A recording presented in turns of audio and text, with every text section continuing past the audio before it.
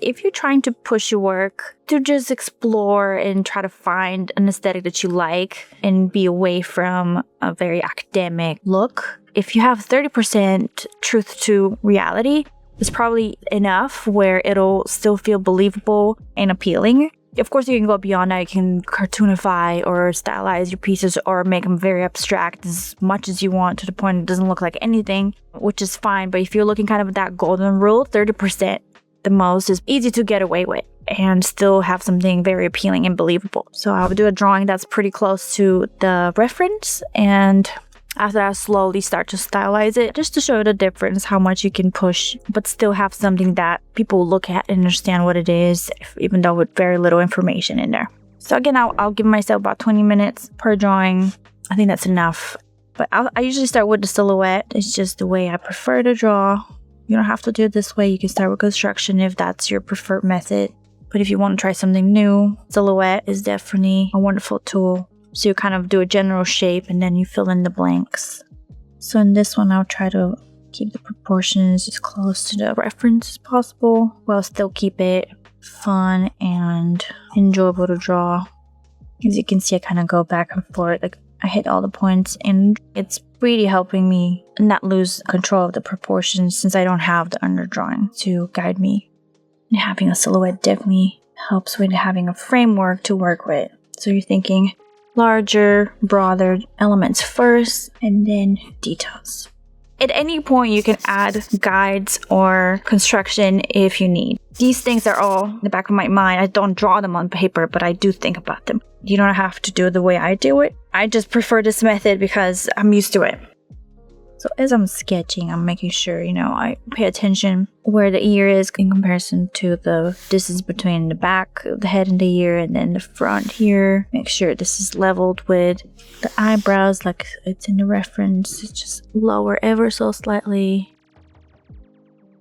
So I have these points that I'm keeping track of the ear, eye, nose, the mouth, making sure that this angle is similar. And if I have all these anchor points, then everything else I can quickly find a place for.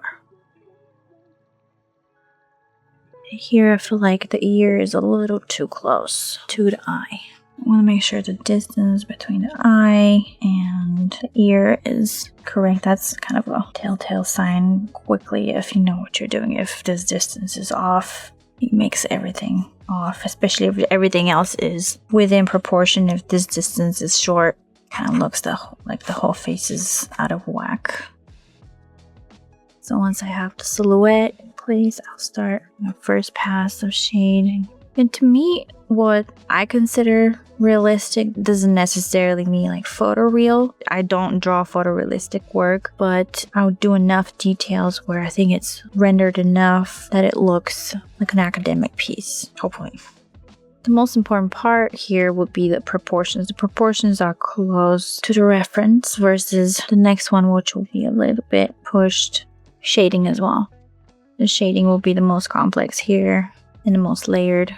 And then I'll slowly start stylizing. It's all based on how accurate do you need it. Some pieces just, even if I was trying to be accurate, but I wasn't, it doesn't really matter. Other pieces, it really matters, especially if you're talking likeness. You want to make sure you hit those proportions because those will make the person's face look like their face versus just a generic one. But yes, I am eyeballing things here. But also constantly checking and making sure that distances are right and it doesn't feel like it's too out of whack. I think by repetition, you refine your own eye into quickly catching these proportional errors before you start rendering them, and all of a sudden you're like, oh my god, the eye is completely out of place, or the ear is out of place, and then the whole face feels squished, or something along those lines. I'm trying to just layer a good amount of graphite to work with because the profile in such a dark shadowy spot. So I'm just building that foundation here. Then the cool thing about having the silhouette approach is the limits of your drawing. It doesn't go beyond whatever you boxed in. So if the whole outside feels right, a lot of times it's easier to figure out where things fall in place proportionally, just because we're so adept to seeing silhouettes that we quickly kind of can identify when a silhouette feels right. So to me, it's a shortcut to getting solid results quicker. The way I'm used to cross-hatching is just layering. So this is, if I'm smudging and it's not really adding value to area that needs value, I would just cross-hatch on top. So it would just be a constant back and forth until it feels dark enough that I can either work with it or I'd leave it alone. So it's just a lot of back and forth until it feels right. Then once I have something down, I'll start getting those highlights out and I'll start hiding these details. It doesn't have to be this way. I just like working light initially, building value, because I can easily stop as well when the value is light, especially if I'm going for that look. It's just my habit. There's a lot of simplification in the face that we'll do later on that I'm not doing in this case. That's why it's taking me longer to render it. Because there's a lot of variation even within the darkest parts that needs to be drawn for it to look believable. And especially in the face, there's so many muscles and they create ever so slight shadows. And the more concrete and specific you get, the better. The layering helps with that because you can start really observing and seeing how many things you see in those darkest parts. This lesson is from Eliza's style course. It's a bootcamp on developing your own style. In this course, you'll improve your line confidence, learn how to simplify something complex into a more personal, stylized illustration, and build a process to execute large, awesome pieces. Check it out at proko.com/Eliza. There's also that extra kind of light bouncing off of the wall that adds a little bit of ambient lighting towards the edges, like on the lips, between the eyebrows. So paying attention and not just, making sure this side is just completely dark. We will add that extra complexity. And with the hair, I'm getting a little sketchier. We'll see. I might keep that. I might not. I just like it that it contrasts how soft the face is. When I was taking private lessons and also when I was in college, I initially was very hesitant to ask my teachers to correct my work. But eventually I embraced it, and it's such a powerful thing to see, somebody put parchment paper and draw on top of your drawing, or actually literally just draw on top of your drawing and elevate it to what it needs to be. So incredibly powerful. So if you get a chance to have somebody correct your work in front of you, it's an eye-opener. I think here the distance is a little short. Not being afraid to push some of these shapes and shadows really can be super beneficial to accentuate the face, because a drawing is not a photo. So some things you have to push a little bit further for them to look true to the reference.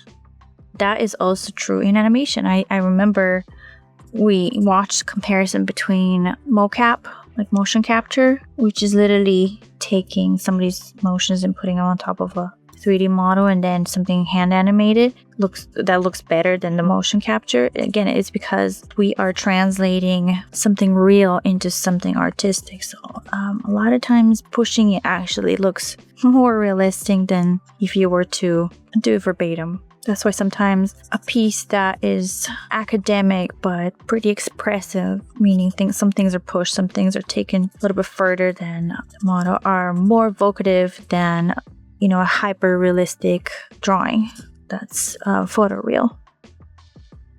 I'm pushing myself. I'm not trying to stylize it because I already want to stylize a bunch of stuff, but I will try and attempt to not do that too much. I did a few times already. It comes with just drawing so many years. There's just shapes I want to do, and if I don't, I feel like it doesn't feel like my work necessarily, because I don't really do this on my own time. But I'm not trying to claim this as like something that I often do. I want to just demonstrate different variations of the same thing. But yeah, my natural tendency will be to start stylizing things just for aesthetic reasons. I just prefer it. I think it brings out certain liveliness that I'm looking for when I push certain shapes. This is just a graphite stick. It's 4B, so it's kind of a quick shortcut to getting some value down quickly. I think it needs another pass, but that's okay. Not like 30 minutes and it'll be in a good spot. But yes, I think this will be a more of a realistic approach. And then now do a version that's simplified shadows, a lot of grouping of the shadows. So this variation here that we have in the face, it won't be as prominent, but I think it'll still capture the person's face. For a first attempt, 30 minutes, get it as realistic as you can. That'll be the exercise in going from realistic to stylized. Next will be, there's 70% or like halfway. What I want to stylize from here would be the face. Since there's so much shadow in it, I'm thinking I want to simplify that and really push the shadow element. Maybe the ears as well. I want to simplify kind of these like realistic elements that make things look like flesh, and just focus on the expression, the light, and the shadow. Maybe push a little bit of the proportions of the head so it's not as true to reference as it is in this particular piece. I like this line here, this line of action, so I might accentuate that. I'll start there. And this is such a nice curve that it balances nice with this angular shape here with the chin and the Adam's apple and the neck. So I'll push for that first. Next will be, there's 70% or like halfway. Realistic is what I would call it. It's very subjective what you would call stylized, but you can again do a lot with just one pose. So as you can see, this is a little bit simpler here with the hair and the neck, pushing the angles here, and chin and Adam's apple. The hair, I'm going to stylize a tiny bit, and then now I just have to figure out where everything falls on the face. And here's a little bit here in the back. So what I mainly taking from the previous drawing is elements that I enjoyed drawing, which is the silhouette and pushing that, just taking it a step further, which could potentially change a lot of the proportions, but it'll keep the spirit of the reference. And this is very useful, especially if you don't want likeness. You know, if you're like trying to get away from having something looking like your reference, if it's a very widely used reference or not. But if you are going for likeness, then if you're going to caricature the face a lot, then you really have to pay attention to what's very characteristic of the face so that you don't lose the likeness even when you're pushing things to their extreme. But in this case, I'm not doing that. I'm not paying particular attention to the distinguishing features here. So I mostly draw in this range where it's like half stylized, half not. So there's a lot of things I'm still referencing from source material, and then there's a lot that I'm just completely pushing or making up or ignoring. And I like this balance because it is playful. You know, you're like, oh, what should I do here? What should I do there? There's a little bit of a mental gymnastics to figure out what looks good and what doesn't. Personal preference, nothing more than that. But I feel like I thrive in this zone. I did like the graphite stick, so I might use this again, block in those big shapes.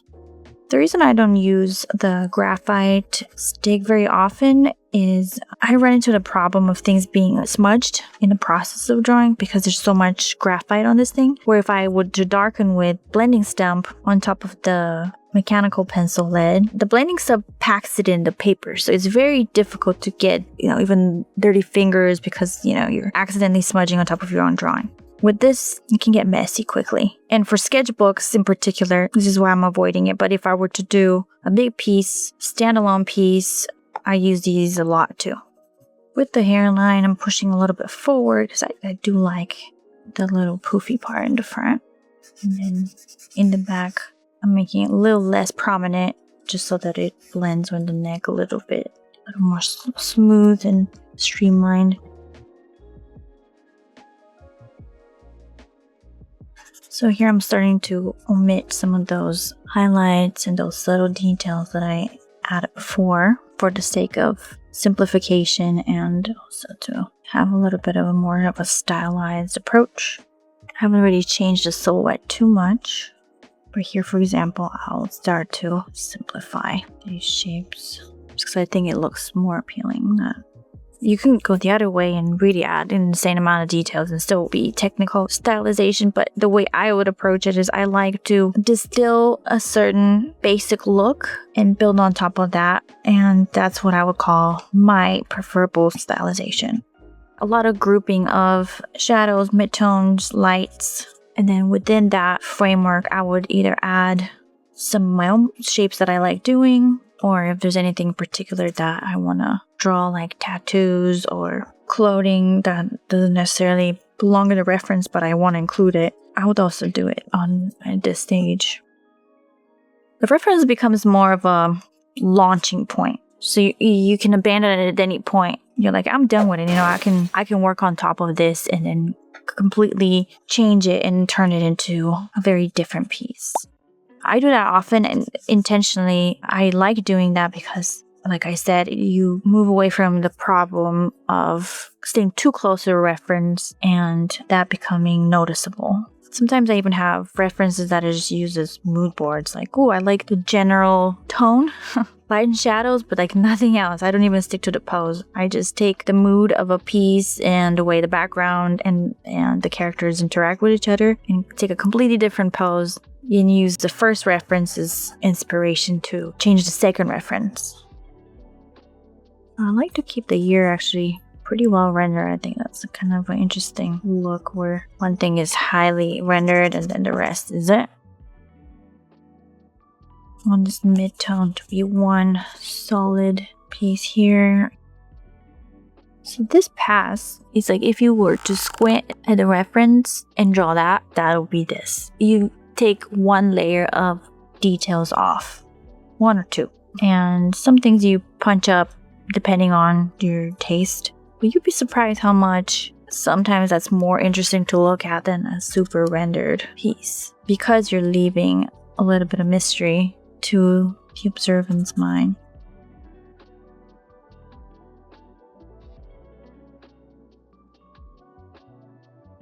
Alright, I think between this and this already jump up.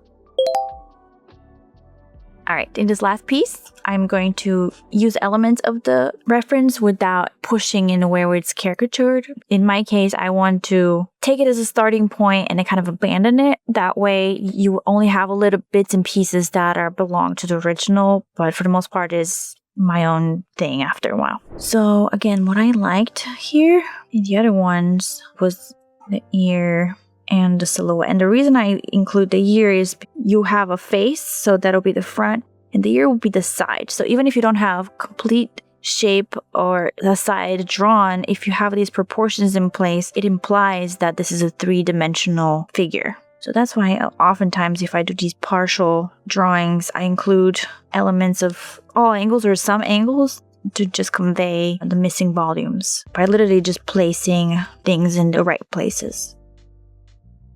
I just genuinely enjoy drawing these partial pieces. There's something cool and sculptural about that. I find extremely appealing and drawn to do versions of those. Maybe one day I will attempt sculpting something, but for now, I just like the idea of having something emerge from nothing, but then that being pretty realistic. I love that contrast. So here, yeah, I'm using the reference literally as a starting point, and at some point I probably won't even look at it anymore. It's more of a launching point into something that I find interesting. And I often have a second or third reference paired with this one. That way I can go between 2-3 different things and take elements of each one to incorporate in one sketch. So here I'm keeping the lights and the shadows very, very basic for now, just to see what I get out of that. To have the face very obscure, but the silhouettes pretty much the same, at least in essence. I start being kind of more designy with my lines, adding stuff to both support what's already there and kind of break up the space a little bit more, just because there's not a lot of information on the paper, but I do like that. And all the design elements that I add usually go with the topography of the face. So if I have these additional lines to make sure they don't fight with the natural flow of the face.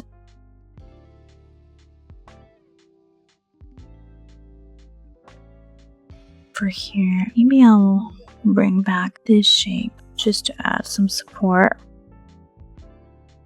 You do want to accentuate this cheekbone and how it kind of sinks in here ever so slightly. So I think again it adds an element of truth that you wouldn't necessarily draw like on top of your head if you were to do this without any reference in mind.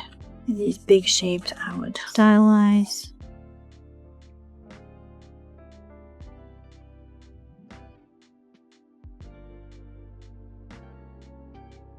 I think at a stage like this, it's important to pay attention to like how messy you can get very quickly. I do rely a lot on shapes that I've done many times that I know look good, especially like shapes that complement the face. Kind of almost thinking of like this part, almost the skull, and you're just accentuating it on the skin. If you weren't to do that, then it's easy to start just adding so much details and random shapes and lines that all of a sudden turn this into kind of a cacophony of information, this visual chaos that doesn't necessarily have a rhythm to it. And I will keep the hair off because I think there's something cool about leaving it at this border. I want to add some line bleeds here. I think line bleeds help with having a variety of line quality. So it's not just, sharp lines, dark lines, thin lines. You also have these kind of soft lines versus chiseled out parts. This is something that you see more with charcoal, and it's a little bit harder to replicate with graphite, but definitely very much possible if you use the blending stuff. So I feel like this even has more information than some parts in here, but because of this stylization approach we took, it's definitely very different in the reference. So it's not necessarily about just getting less and less detail, it's about having different kinds of detail or bringing different kinds of things, skipping some parts that remind you of the reference if you don't want people to recognize this is the reference you used. So this is the general sense of the pose without it being obvious that this is the reference. Alright, I'll stop here. So I think this is looking decent. Let's see them next to each other. So as you can see, like the idea is pretty much the same. Proportions is similar, but we go from a lot of details that are grounded in reality, a lot of subtlety, especially in the midtones. Here we group a lot of things. The shadows, midtones, and lights very distinct and kind of simplified. Same with the hair. Some of these lines are streamlined and simplified here, a little bit more like stylized. And then the last one, there's actually more detailed in here in the midtones, but I paid attention mostly to the silhouette and the ear, and everything else I decided to just run with it, kind of do designy shapes, skip the hair. I think the hair definitely adds that element of, okay, this is the reference. You can change it, skip it, omit it, add other things to really take something that's pretty real and turn it into something pretty far, I would say. I mean, it's not caricatured, but it's definitely not that grounded in reality as you would say this one is. It's kind of like halfway, and this is, I would say, like 30%. So there's a lot of realism in here, like with the ear, with the nose. Everything else isn't. So you get that combination that to me is very appealing.